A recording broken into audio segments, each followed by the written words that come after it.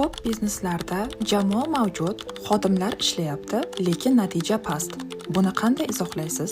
Haqiqatan ham ayrim bizneslarda shunday holatlar uchraydi. Ayrim korxonalarda jamoa bordek tuyuladi, lekin u aslida haqiqiy jamoa emas, balkim ma'lum bir xodimlar yoki ishchilar guruhi. Aslida ular yagona maqsad sari harakat qilishmaydi. Kimdir qulaylik uchun, kimdir esa oylik maosh uchun ishlayotgan bo'ladi.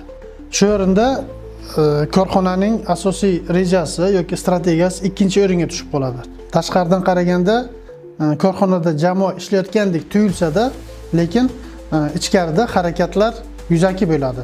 Ya'ni jamoa vijdonan ma'lum bir aniq maqsad sari harakatlanmayotgani kuzatiladi. Unda jamoa bilan ishchilar guruhini amaliyotda qanday farqlash mumkin?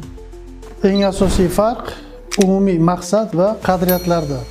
Agar jamoa a'zolari nima uchun ishlayotganligini, korxona qayerga ketayotganligini va o'zlarini o'sha korxonani maqsadi yoki strategiyasidagi o'rnini his qilmasa, bu holatda tabiiyki o'zini manfaatini korxona manfaatidan ustun qo'yadi.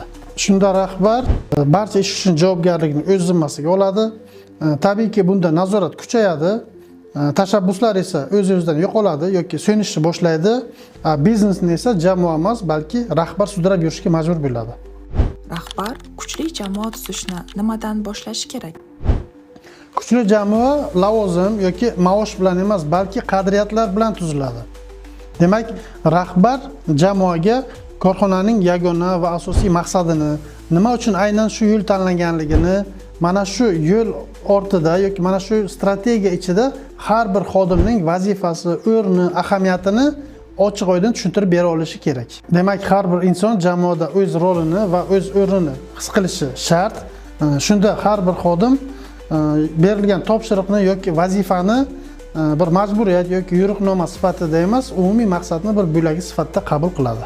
Umuman olganda, kuchli jamoa bu shunchaki xodimlar guruhi emas, balki yagona maqsad atrofida birlashgan mutaxassislardir.